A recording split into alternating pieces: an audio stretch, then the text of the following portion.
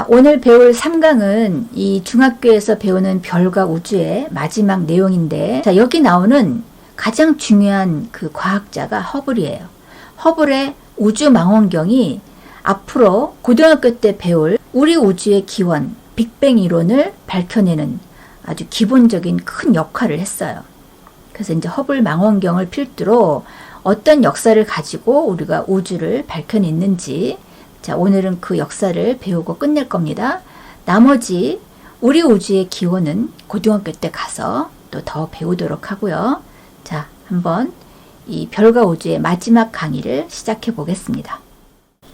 은하가 뭐냐면 수많은 별들의 집단, 엄청 많은 별들의 집단이 은하고, 자, 그 중에서 우리 은하는 뭐냐? 우리 태양계가 속한 은하를 우리 은하라고 한다. 자, 우리 은하 읽어볼게요. 태양계를 비롯하여 별, 성단, 성운, 성간물질 등으로 이루어진 거대한 집단이며 막대 나선 은하에 속한다. 은하의 종류가 몇 개 있는데 나중에 나옵니다. 우리 은하는 막대 나선 은하에 속한다. 자, 무엇으로 이루어졌는지 일단 4가지가 나왔습니다. 이 별과 성단은 이제 매우 큰 것이고 각각의 이름이 있을 정도로 확실한 것들이라서 나중에 보고요.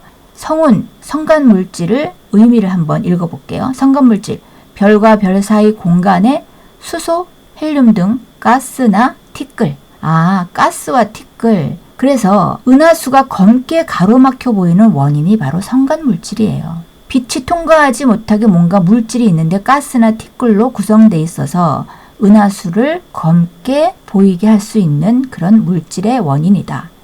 자, 그러면 성운은 뭐냐면 성운도 성간물질이 모여 만든 성간물질, 지금 가스나 티끌로 된 성간물질이 모여서 만든 구름처럼 보이는 덩어리다. 그래서 이름이 성운이에요. 구름 문자를 써서. 자, 엄밀하게 얘기하면 별은 아니죠. 자, 그럼 우리 은하를 구체적으로 보겠습니다. 자, 오른쪽 그림부터 보면 위에서 본 모습, 넓게 회전운동을 하기 때문에 저렇게 회오리처럼 생겼는데 은하의 중심은 매우 밀집되어 있고 옆에 나선팔이 위치하고 있다. 이렇게 나선팔이라고 그래요. 더 큰 그림으로, 자, 옆에서 본 모습을 아래 그림으로 보세요. 얘네가 회전운동을 하기 때문에 옆으로 쭉 넓게 퍼져 있기 때문에 나선팔은 얇은 접시처럼 보이고 전체적으로 우주선처럼 보이죠? 가운데는 밀집되어 있다. 자, 그 가운데 은하 중심 옆에 태양계가 어느 정도 위치해 있는데, 자, 길이를 봅시다. 맨 아래쪽 보면, 자, 우리 은하의 지름에 30킬로파섹이라고 되어 있어. 킬로를 붙이면 1000배만큼의 큰 단위를 하나 만든 거죠. 그래서 1킬로파섹은 1000파섹인 거야. 근데 1킬로파섹이 아니고 30킬로파섹이니까, 자, 3만 파섹. 1파섹이 3.26광년이라고 그랬죠. 근데 3만 배니까 3.26 곱하기 3만 배를 하면 9보다는 크고 10은 안 되고, 즉 10만 광년 정도 되는 지름이 바로 우리 은하의 지름이고, 우리는 그 중에 중심에서 조금 벗어나 있는데, 자, 위에 읽어봅시다. 왼쪽에. 태양계는 우리 은하 중심에서 3만 광년 떨어진 나선팔에 위치하고 있다. 전체는 10만 광년 지름 정도이다. 자, 약 2천억 개 별을 포함하고 있다. 우리 은하에서 구상성단과 산계성단의 분포 위치. 구상성단이란 게 있고 산계성단이란 게 있는데 우리 은하에서 이것들이 어떻게 분포되어 있나. 자, 성단은 뭐죠? 별들의 덩어리, 한 묶음이라고 보면 돼요.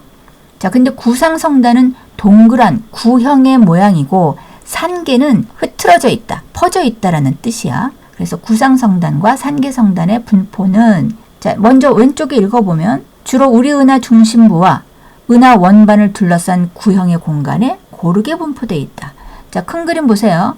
가운데 밀집되어 있는 동그란 모양을 구상성단이라고 보면 이게 겉으로 갈수록 퍼져 있어서 전체 구형의 공간도 구상성단의 전체 모습이라고 할 수 있다. 그러니까 가운데와 전체 고르게 퍼져 있는 이 동그란 모양의 별들의 모임이다 라고 할 수 있는 거죠. 구상성단이 그렇고 산계성단은 주로 우리 은하의 나선팔에 분포한다. 여기저기 회오리바람처럼 이렇게 산계에서, 즉 흩어져서 모양을 이루고 있는 별들의 모임이다. 자, 오른쪽 위에 보면 우주를 구성하는 천체의 규모를 비교해보자. 구성하는 작은 것들과 뭐 이름들을 알았으니까 그걸 가지고 규모를 비교해보자 하는 거야. 자, 지구가 속해 있는 데가 태양계니까 지구보다 태양계가 더 큰 단위고, 태양계를 포함하는 성단과 성운. 자, 우리 구상성단과 산계성단 지금 배웠죠? 아까 성간 물질을 포함한 것들이 구름처럼 만든 것이 성운이다 그랬어. 그래서 성단과 성운이 훨씬 큰 단위고, 자, 그런 것들이 모여서 우리 은하 또는 은하를 구성한다.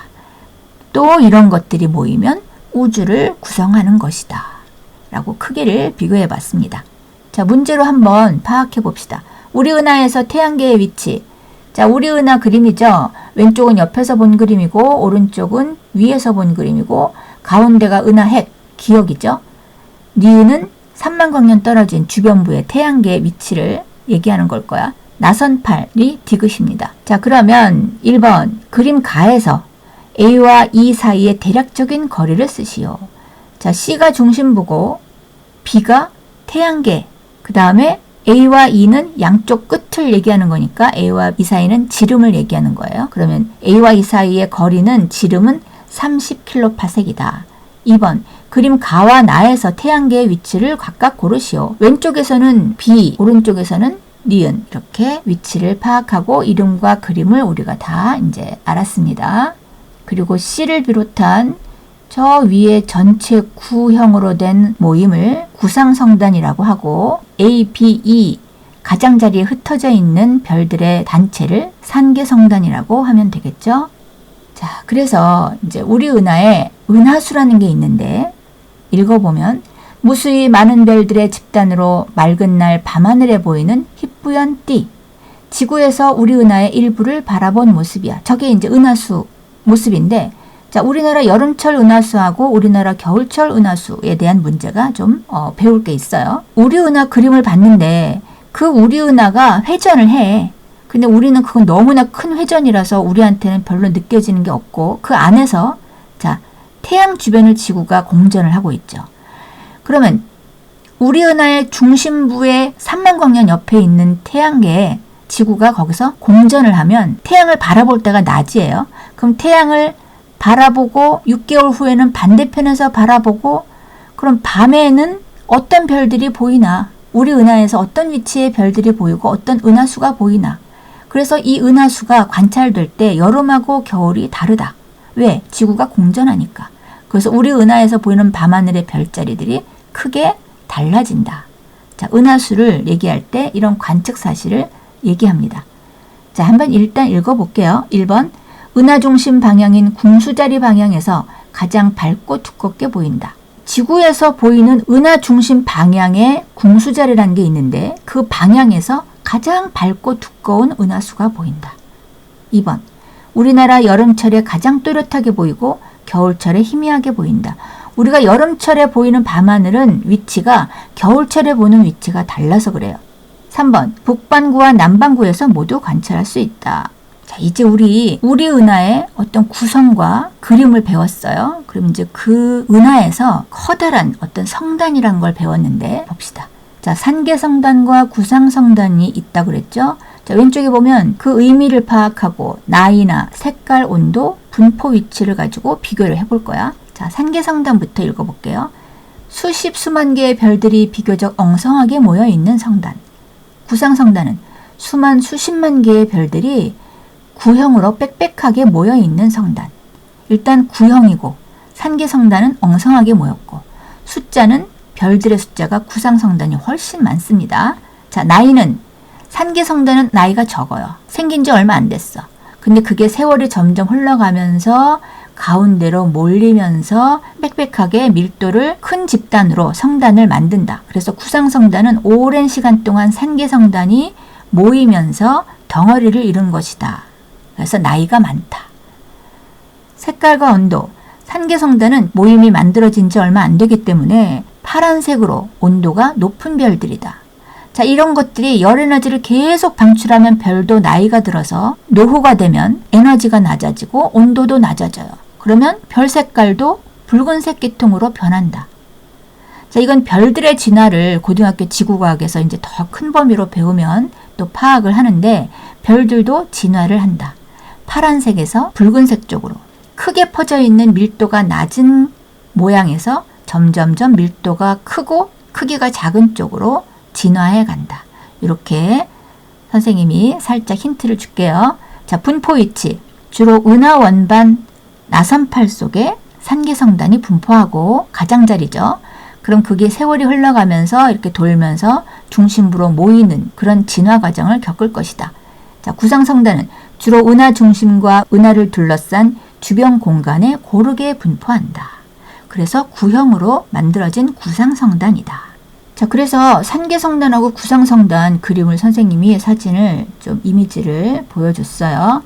자, 산계성단은 조금 가까이서 본 거라서 별이 커 보이지만 드문드문 퍼져 있는 그림이고, 구상성단은 이제 많이 밀집되어 있어서 멀리서 본 그림이야. 그래서 동그란 구형으로 성단을 구성하고 있는 모양입니다. 자, 성단과 성운의 2번. 자, 성운은 뭐냐? 별과 별 사이에 성간물질이 많이 모여 있어서 마치 구름처럼 보이는 것이다. 특징.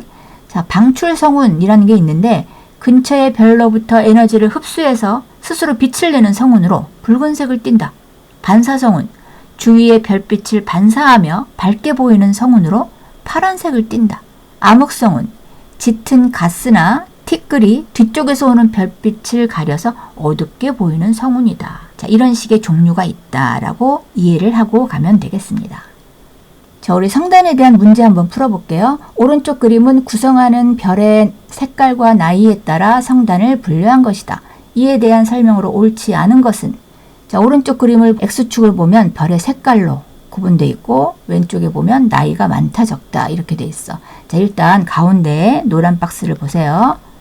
별은 점점 시간이 지나면 인력에 의해서 중심을 향해 뭉치게 되면서 밀도가 커지면서 부피가 줄어들고, 시간이 지나서 에너지를 발산하면 점점 나이가 들면 온도가 낮아지니까 푸른색 별에서 붉은색 별로 변해간다.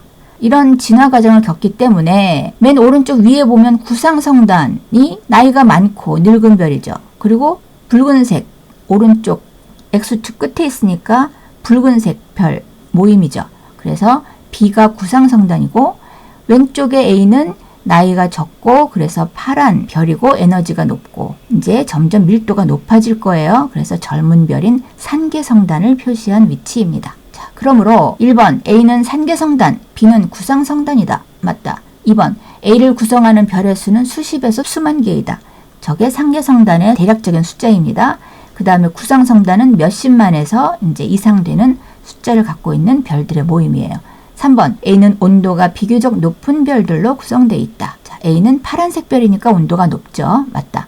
4번 B는 우리 은하에서 주로 나선팔에 분포한다. 아니죠. 산계성단이 나선팔에 분포하니까 옳지 않은 것이다. 답이고 5번 B는 별들이 빽빽하게 모여 공 모양을 이루고 있다.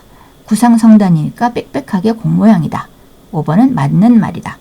자, 이렇게 성단에 대한 내용을 살펴봤습니다. 자, 이제 더 큰 얘기로 넘어가서 이제 우주에 대한 변화 과정을 한번 살펴볼게요. 자, 이제는 우리 태양계가 속한 우리 은하 말고 외부 은하에 좀 눈을 크게 돌려봅시다. 자, 우주의 팽창 1번 외부 은하. 우리 은하 밖에 있는 은하들 엄청 많겠죠. 화살표 모양에 따라 크게 타원 은하, 나선 은하, 불규칙 은하로 구분한다.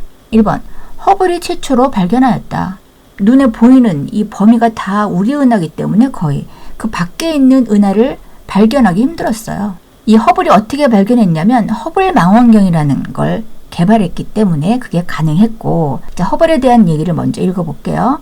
1889년부터 1950년대까지 살다가 간 천문학자입니다.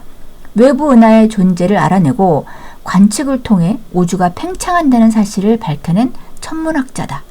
이 허블 망원경과 그 천체 관측 사실로 인해서 허블의 법칙이라는 법칙도 나중에 이제 고등학교 지구과학에서 배우게 돼요. 자, 2번 우주에 약 1000억 개의 외부 은하가 존재한다. 아, 1000억 개? 엄청나죠? 1억 개도 아니고 1000억 개. 3번 우주에 불균일하게 분포하고 있다. 자, 저 그림이 바로 이제 허블 우주 망원경 실제 그림입니다. 자, 저런 망원경을 가지고 우주를 관찰하는 데 사용한다. 자, 그러면 우리 은하가 이 은하 종류 중에서 어디에 속하는지 먼저 한번 볼게요. 자, 우리 은하는 무슨 은하인가? 일단 나선 은하인 거는 처음에 우리 그림으로 기억이 이제 되죠. 자, 그럼 정확하게 이제 분류를 한 그림이 아래 나왔는데, 자, 은하의 종류, 왼쪽에 타원 은하, 나선팔이 없고 구형이거나 타원 모양이다. 그리고 나선 은하가 이제 두 가지로 나뉘는데, 자, 위의 그림은 정상 나선 은하. 둥근 형태의 은하 중심부에서 나선팔이 휘어져 나온 모양. 그럼 아래는 뭐냐? 막대 나선 은하라고 해서 은하 중심을 가로지르는 막대 모양의 끝에서 나선팔이 휘어져 나온 모양이다. 지금 가운데가 위에보다는 약간 막대 같은 게 있으면서 거기에서 나선팔이 나온 듯한 모양이라서 이거를 막대 나선 은하라고 하는데, 우리 태양계가 속한 게 바로 이 막대 나선 은하예요. 자, 가운데 보세요. 은하 중심에 막대 같은 모양이 있지? 그냥 가운데 동그랗고 나선팔이 생기고, 지금 밑에 그림 보면 옆에서 본 그림을 봤을 때도 가운데가 동그랗게 있다만 기억하기 때문에 막대 모양을 잊어버렸을 텐데, 다시 보니까 아, 가운데 막대 모양이 있었어요. 그래서 막대 나선 은하다. 뭐가? 우리 은하가. 그 다음에 불규칙 은하는 규칙적인 모양이 없는 것을 말한다. 자, 이렇게 외부 은하, 여러 가지 종류의 1000억 개의 외부 은하가 존재하는데 그 중에 우리 은하에 태양계가 속해 있다. 자, 그러면 이제 우주 팽창에 대해서, 외부 은하는 배웠고 우주 팽창에 대해서 한번 보겠습니다. 우주가 팽창하여 공간이 늘어나면서 은하 사이의 거리가 서로 멀어지고 있다. 아, 그래? 태양계 안에서 맨날 뱅글뱅글 돌고 있기 때문에 우주가 팽창하는 줄 모르고 있는데 관측하다가 알아낸 사실이다. 자, 이때 은하 사이의 거리가 멀수록 더 빠르게 멀어진대. 지금도 팽창하고 있대.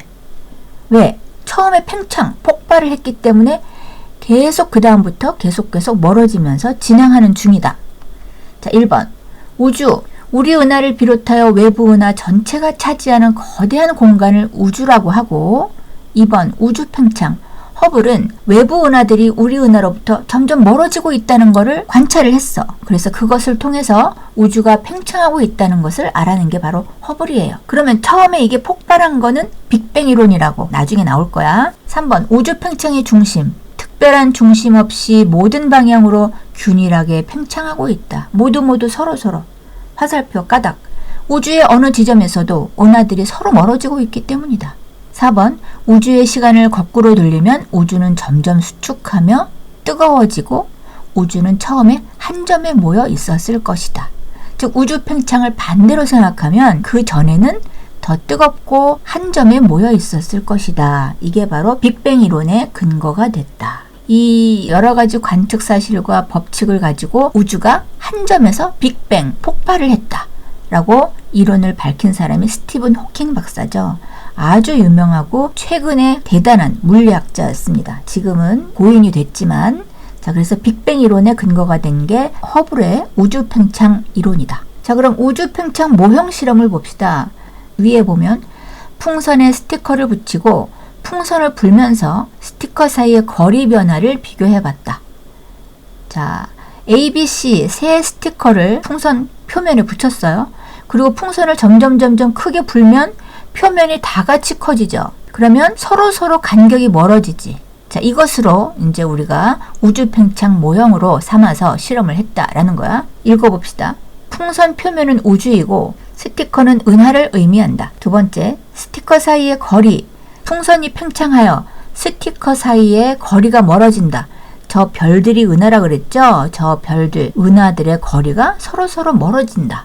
늘어난 거리는, 자, A부터 B까지 늘어난 거리보다 B부터 C까지의 거리가 더 늘어나고 C부터 A까지의 거리가 더 늘어나고, 풍선을 크게 불었을 때 거리가 먼 스티커일수록 더 빨리 멀어진다. 팽창의 중심, 스티커가 서로 멀어지므로 팽창의 중심을 정할 수 없다. 자, 이게 무슨 소리냐면 저 표를 봅시다. A하고 B 사이보다 B하고 C 거리가 더 멀고 A하고 C 거리가 더 멀죠. 자, 이 세 거리를 가지고 기준을 해서, 자, 풍선을 처음에 작게 불었어.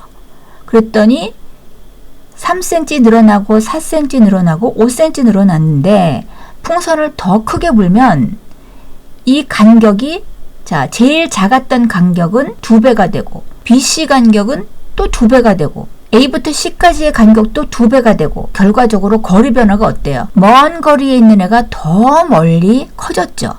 그래서 크게 불면 불수록 먼 거리에 있는 애가 더 멀어진다. 그러므로 어디가 중심이 돼서 팽창이 되는 것을 알 수 없다. 서로 멀어지고 있다. 라는 거죠.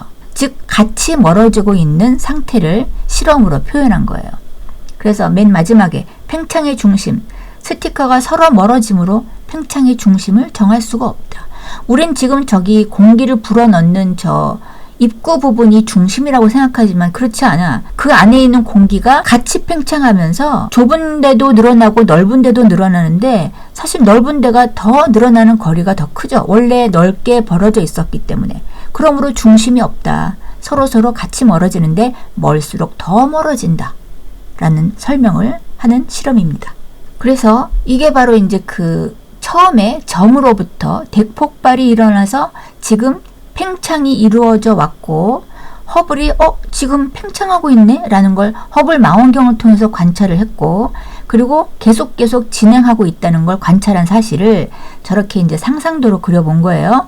그래서 대폭발로부터 시간이 지나면서 우주의 크기는 점점 커지고 있다라는 그림이죠. 자, 3번 대폭발, 빅뱅 우주론. 자, 무슨 이론으로 발달을 했느냐? 우주의 모든 물질과 에너지가 한 점에 모여 있다가 대폭발을 일으켜 팽창하면서 현재와 같은 우주가 형성되었다는 이론이다. 스티븐 호킹이 저것을 정리한 과학자입니다. 자, 1번. 그 시작이 언제쯤이냐면 약 138억 년 전 매우 뜨겁고 밀도가 큰 한 점에서 대폭발을 일으켜서 팽창하고 현재의 우주가 되었다고 하는 이론이다. 2번. 대폭발로 시작된 우주는 점차 식어서 별과 우주가 만들어졌고 현재와 같은 분포를 보이게 되었으며 현재도 계속 팽창하고 있다는 이론입니다. 이제 이런 것들에 관심을 가지고 있으면 인간이 우주 탐사를 위해서 어떤 역사를 가지고 어떻게 진행해 왔는지 이 부분도 이제 알고 싶죠. 자, 그래서 우주 탐사에 대해서 보겠습니다. 자, 1번. 우주 탐사의 목적. 우주 이해를 위한 과학적 탐구, 과학과 기술의 발전, 그리고 우주 산업이 발달하기 위해서 우주 탐사를 한다. 저것을 목적으로 하자. 자, 우주 탐사 장비가 대략적으로 어떤 게 있냐면, 자, 현실적으로 사실 저렇게 우주를 탐사하기 위한 것만은 아니고, 이제 여러 가지 목적이 있습니다.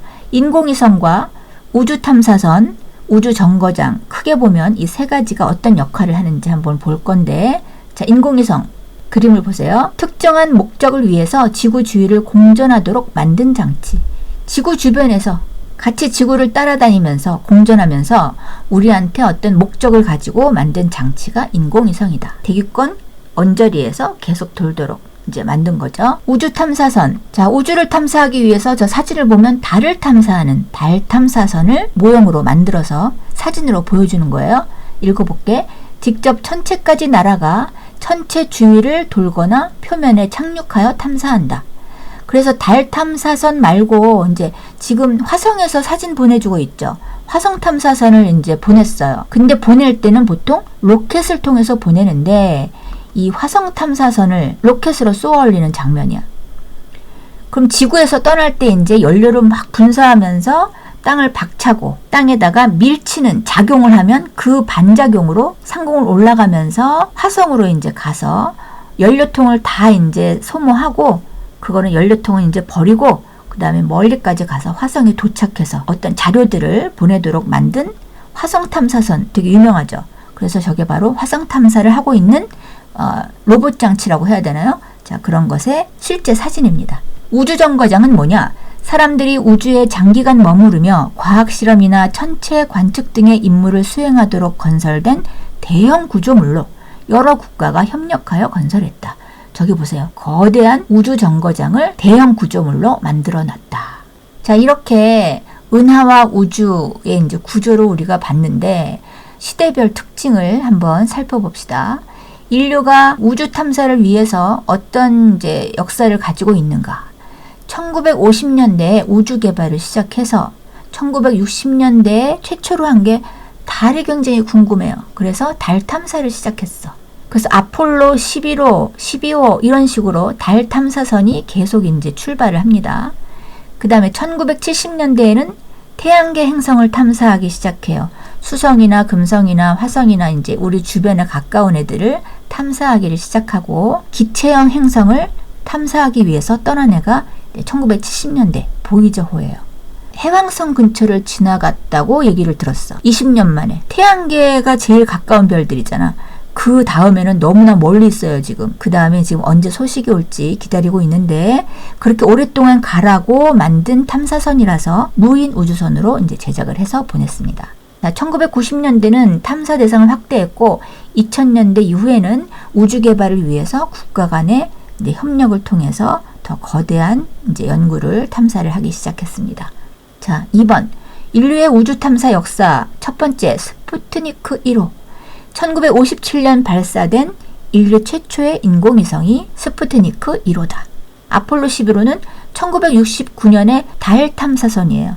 우주인들이 직접 같이 우주선에 승선을 해서 달에 착륙을 한 달 착륙선이야. 인류 최초의 유인 달 착륙선이다. 그래서 이제 그 탐사한 그 사진들이 영상으로도 이제 지금 남아 있어요. 자, 그러면 인공위성의 영향, 우리가 이제 자주 탐사보다는 현실적으로 우리 그 실생활에 도움을 주기 위해서 지구 주변에 쏘아서 돌게 하고 있는 인공위성은 도대체 어떤 역할을 하고 있나? 자, 1번. 위성 생중계 방송을 본다. 어떻게 보나? 지구는 둥글기 때문에 둥근 저 반대편에 이 전파를 보내기가 힘들죠. 그래서 인공위성을 통해서 쏘아 올리면 거기서 반사시켜서 지구 반대편에 다른 곳에 정보를 얻을 수 있게 해주는 그런 역할을 한다. 자, 그래서 인공위성의 전파를 쏘는 거를 선생님이 그림으로 이제 표현했어. 2번, 휴대전화도 마찬가지예요. 휴대전화로 통화한다. 3번, 배나 비행기의 항로를 추정한다. 4번, 내비게이션으로 길을 찾는다. 5번, 버스의 도착 시간을 확인한다. 6번, 기상 관측 자료를 얻는다. 자, 이게 인공위성을 통해서 우리가 얻는 기술들입니다. 자, 5번, 우주 쓰레기는 뭐냐? 아까 그 로켓 보면 엔진이 이제 몇 단계를 거쳐서 이제 발사되죠. 이제 그런 것들이나 또 나중에 인공위성이 노후가 되고 이제 수명을 다하면 얘네가 이제 지구로 떨어지거나 이제 우주 파편이 되면서 우주 쓰레기가 생기는 거야. 크기가 다양하고 속도가 매우 빠르며 궤도가 일정치 않다. 이제 우주를 다 떠돌아다니는 쓰레기가 되는 거죠. 문제 한번 봅시다. 다음 그림은 지구를 둘러싸고 있는 우주 쓰레기를 나타낸 것이다. 이와 같은 우주 쓰레기에 대한 옳은 것을 보기 위해서 모두 고른 것은? 자, 그림으로 보니까 엄청 많죠? 지금 쓰레기를 이제 양을 지구 표면에 이제 어느 정도가 있는지 점으로 표시한 거야. 자, 보기, 기억. 옳은 것을 고르는 거예요. 일정한 궤도를 따라 매우 느린 속도로 움직인다. 자, 아까 그 우주 쓰레기가 어떻다라고 했을 때, 그런가 보다 그러고 지나쳐서 지금 또 저렇게 물으니까 맞는 말인지 틀린 말인지 모르겠죠? 자, 우주 쓰레기가 뭐라고 그랬냐면 인공위성의 발사나 폐기됐을 때 그런 과정에서 나온 파편이기 때문에 궤도가 일정치 않고 방향이 어느 정도로 어디로 튀어나갔느냐에 따라서 궤도가 일정하지 않고 매우 빠른 속도로 떠돌면서 운행 중인 게 우주 쓰레기다 그랬어. 부딪히면서 피해를 주는 거기 때문에 일정한 궤도를 따라 매우 느린 속도로 움직이는 건 잘못된 말이에요. 니은, 인공위성을 발사하거나 폐기하는 과정에서 떨어져 나온 파편이다. 맞다. 디귿, 다른 인공위성과 충돌하여 피해를 입히기도 한다. 맞다. 그래서 니은, 디귿이 맞는 4번이 답이겠습니다. 마지막 바로바로 테스트를 하고 마무리하겠습니다. 바로바로 테스트 1번. 우리 은하의 지름은 약 30kpc, 10만 광년. 1파섹이 3.26이니까 30km 곱하기 3.26하면 대략적으로 10만 광년이라고 합니다. 태양계는 우리 은하의 중심에서 약 3만 광년 떨어진 나선팔에 위치한다. 근데 이거를 이제 파색으로 물어보니까 저거를 계산을 하면 돼. 3만 광년을 외우는 게 훨씬 실용적이에요. 2번. 다음 설명에 해당하는 성단의 이름을 각각 쓰시오. 1번. 수만에서 수십만 개 별들이 구형으로 빽빽하게 모여 있다. 구상성단. 2번. 주로 온도가 높아 파란색을 띠는 별들을 많이 포함하고 있다. 산계성단. 3번. 오른쪽 그림은 우리 은하의 모습을 나타내는 것이다. 1번. A와 B에는 주로 어떤 성단이 분포하는가? 가운데 부분, 중심 부분하고 또 넓게 외부까지 고르게 퍼져 있는 구상성단이죠. A와 B가. 2번. C에는 주로 어떤 성단이 분포되는가? C는 양쪽에 나선 부분은 산기성단으로 구성되어 있다. 4번 다음 설명에 해당하는 성운의 이름을 각각 쓰시오. 1번 별빛이 가스나 티끌에 반사되어 밝게 보이는 성운. 자, 성운 종류가 방출성운, 반사성운, 암흑성운 이렇게 있죠. 방출성운은 그 성간 물질이 별빛을 흡수해서 이렇게 열을 이제 가열되거나 스스로 빛을 내는 성운이기 때문에 여기는 지금 스스로 빛을 내는 성운인데 1번은 지금 반사되어라는 말이 있잖아요. 그래서 1번은 반사성운이야. 그래서 다시 한번 얘기하면 방출성운, 빛을 흡수해서 가열되면서 스스로 빛을 내는 성운이 방출성운이고 반사되는 성운이 반사성운, 암흑성운이 있죠. 성간물질 뒤쪽에서 오는 별빛을 가로막는 어둡게 보이는 성운이 암흑성운이에요. 그래서 2번 주변에 있는 밝은 별의 빛을 흡수하여 스스로 빛을 내어 밝은 성운, 방출성운이 바로 2번입니다. 자, 방출성운은 오리온 대성운이 있고 반사성운은 메로페 성운이고 그 다음에 암흑성운이 말머리 성운이 있었죠. 자, 그림 정도는 구분할 수 있으면 좋겠어요. 나중에 사진 볼 때 꼭 유념해서 보세요. 5번 우리 은하 밖에 존재하는 은하를 외부 은하라고 한다. 6번 은하들 사이의 거리가 서로 멀어진다는 사실을 통해 우주가 팽창하고 있음을 알 수 있다. 7번 보기는 우주 탐사와 관련된 다양한 장비이다. 각 설명에 해당하는 장비를 골라 기호를 쓰시오. 자, 1번 직접 천체까지 날아가 그 주위를 돌면서 탐사하거나 천체 표면에 착륙하여 탐사한다. 우주 탐사선이죠. 디귿. 2번 사람들이 우주에 오래 머무르면서 임무를 수행하도록 만든 인공 구조물이다. 우주 정거장. 다음 설명을 읽고 인류의 우주 탐사 역사에서 중요한 의미를 지니는 탐사선의 이름을 쓰시오. 인류 최초의 유인 달 착륙선은 무엇인가? 아폴로 11호다. 그 전에 스푸드니크 1호가 있었죠. 인공위성의 첫 번째. 자, 그 두 개가 최초로 유명한 이제 사건이었어요. 자, 9번 2006년 명왕성 탐사를 위해 발사되어 2015년 명왕성을 통과한 탐사선은 무엇인가? 뉴 호라이즌스호라고 합니다. 10번 인공위성의 발사나 폐기 과정 등에서 나온 다양한 크기의 파편으로 인공위성이나 우주선 탐사선과 충돌할 경우 치명적인 피해를 줄 수 있는 것을 무엇이라 하는가? 우주쓰레기라고 합니다. 자, 이렇게 우리 별과 우주를 아주 광범위하고 많은 내용으로 이제 알아봤습니다. 자, 그동안 수고 많았고요. 기출문제를 마지막으로 자기가 꼭 풀어보고 외울 것들은 좀 꼼꼼하게 외운 다음에 시험 잘 보시기 바랍니다.